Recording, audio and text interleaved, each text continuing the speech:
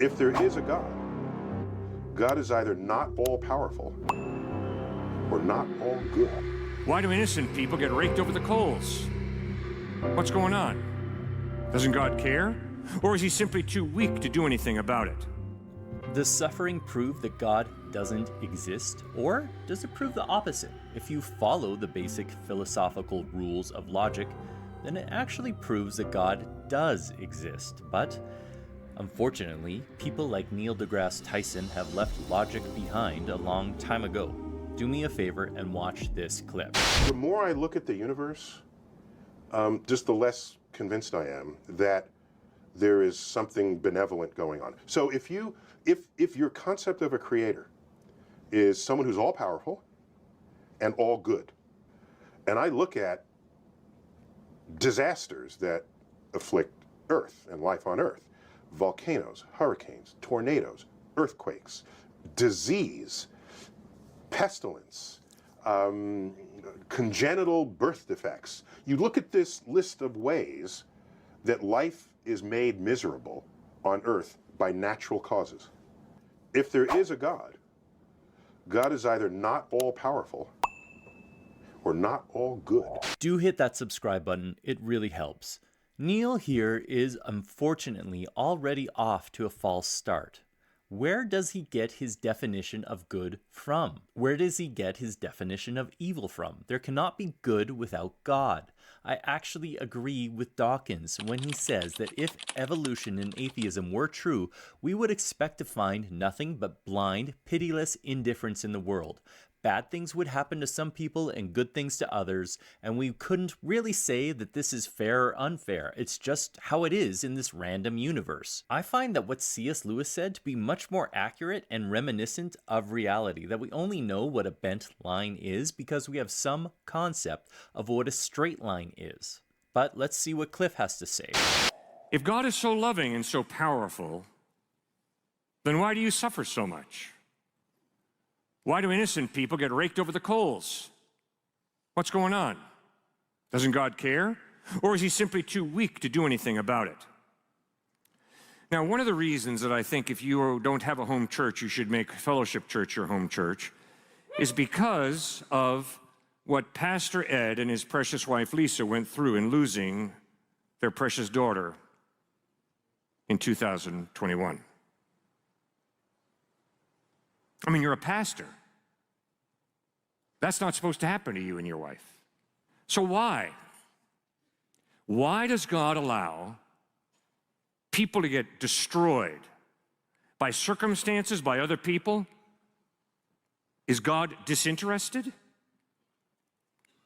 First part of the answer is, I do not know.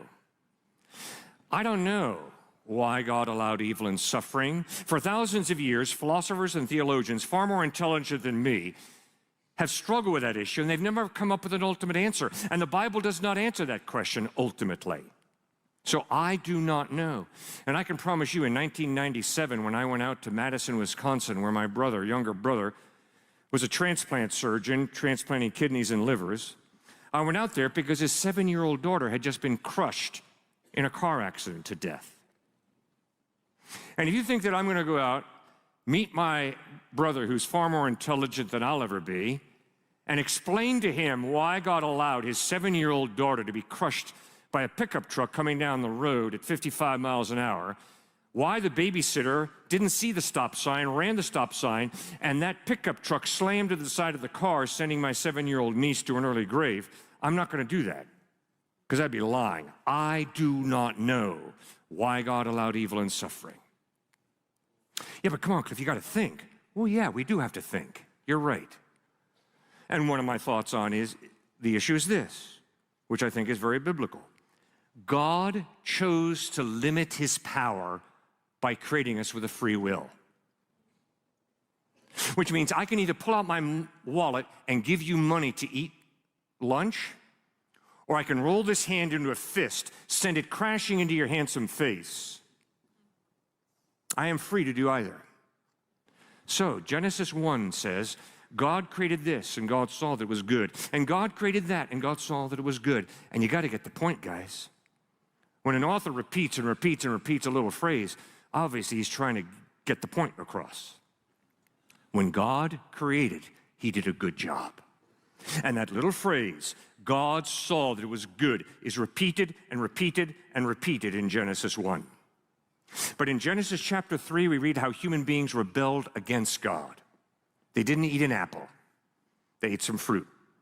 But that is symbolic of their rebellion against God. It's symbolic of sin. And why do I sin? I sin because I think I'm smarter than God, and I know it'll make me happier.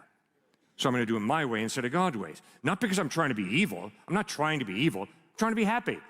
My problem is I think I know how to make Cliff happier than God knows. And that's basically what Adam and Eve did. We know what'll make us happier. We will define good and evil. We will assume godhood. And when they made that decision, that's where the train got off the track. That's where the arrow missed the mark, and things got ugly fast. Because when God steps back, chaos fills the gap. Now, what's one of the main points of the book of Job? One of the main points of the book of Job in the Old Testament is, life is unfair, God is fair. Don't get the two mixed up. So when you suffer, if you clench your fist and wave it at God, that's misplaced anger. It's not God who's getting you. Rather, it's you're born into a cursed, unfair, messed up world. Life hurts. And to blame God is a cop-out. The same way if I hold back, slap you in the face, and then turn to you and say, God made me do it. That is a cop-out. I'm lying through my teeth to you. He gave me a free will. I am responsible for feeding you, or I am responsible for slapping you. So we choose to rebel against God, and that's where suffering, evil, and death enter the experience of humankind. Then we go to the Gospels. And in the Gospels, what does Jesus do? He comforts. The biggest comfort you and I will ever get in this life is the presence of God, the presence of Jesus Christ. Well, how on earth do you experience that? You open up your heart, you open up your life by praying, by repenting, by growing and trusting Christ, by obeying him, by meeting with other believers, by having a church family, allowing God to speak to you through other people in small groups, in one-on-one conversations, in a worship service. And you begin to build an understanding of the presence of God. Ah, you stupid person. You're going to go to church every Sunday? Don't you know all the athletic events that your children could be attending Sunday morning? You're really dumb. You're hurting your child. No, you're not. You are teaching your child how to position themselves to experience the presence of God. I want to experience his presence better because life's going to get rocky, real rocky in your future and in my future. And the presence of God is one of the key ways that we experience comfort in this life. So yes, there's a lot of suffering. And yet Jesus Christ wants to comfort us, and he also bled and died on a cross. So if ever anybody says to you, the reason you suffer is that you don't have enough faith, isn't it sad that Jesus didn't have enough faith? Because in the Garden of Gethsemane, he prayed, Father, if it is possible, take this cup from me, yet not my will, but your will be done. Did the Father take the cup away from Jesus? Nope.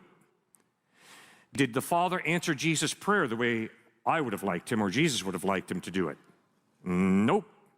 Jesus went straight to the cross, one of the most painful, excruciating deaths possible, death by crucifixion. But what Jesus did was, he surrendered to the Father. He said, if it is possible, take this cup from me, yet not my will, but your will be done. Then, 3 days after he died, he rose from the dead, which means we have the ultimate solution for suffering. And that ultimate solution for suffering is not a drug high, it's not slitting your wrists, it's not hopping into bed with someone and having promiscuous sex. It's not the solution. The solution is eternal life, which begins now as we experience the presence of God, and then it continues through eternity. When Christ returns, he will give us new bodies. He's going to give my little niece who was knocked into an early grave at the age of 7, Annie, a new body. So now, my atheist agnostic friend, let's go to the hospital. Come on, my atheist agnostic friend, let's go into the room where the kid lies, whose body's being shredded by some perverse disease. Come on, my atheist agnostic friend, what is your solution? You're going to kick back and say, well, if God was all-powerful and all-loving, this wouldn't happen. That is such a theoretical, bogus question to focus on. The kid's dying. Let's get a little more practical. Is there a solution? No. If there is no God, there is no solution. Because if there is no God, when we die, we go to the fertilizer pit. And Adolf Hitler's in the fertilizer pit, and so is Mother Teresa in the fertilizer pit. And that's where I'm headed and you're headed if there is no God. So don't talk to me about a solution. I, as a follower of Christ, will walk to the other side of the bed, and I too will hold that child's hand and seek to comfort that child. But in Jesus Christ, we have God's ultimate solution to the very real problem of suffering, evil, and death. Forgiveness and eternal life in heaven, where there will be no more evil, injustice, unfairness, death. So the bottom line question is, do you have God's solution to the very real problem of suffering and pain? Do you have Jesus Christ? Cliff has probably said it much better than I ever could, but there are definitely 2 points that I want to highlight. In this life, we are all, whether we believe in God or not, going to ask why God questions. Why did God do this? Why did God do that? We need to strive to get an answer to these questions. I completely think that is true, but we also need to be content knowing that we may never get an answer to those questions.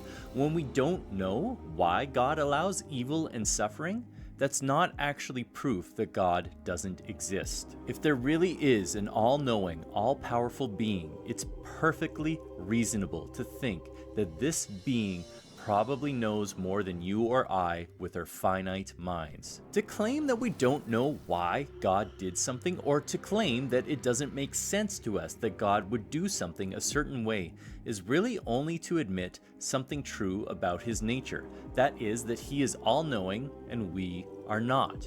It does not prove that God does not exist. But secondly, and more importantly, and what Cliff touched on, is the point, what does the atheist have to say in times of tragedy? Truly, theists at least can have comfort or give comfort to someone going through tragedy in the idea that at some point in the future, there will be an eternity to sort out all the tragedies of life in the most just way possible. All the atheists can really truly say is, I don't know, too bad, but look on the bright side. We'll all be worm food one day, or even better. You know what? One day it won't matter because eventually the heat death of the universe will kill every living thing there is.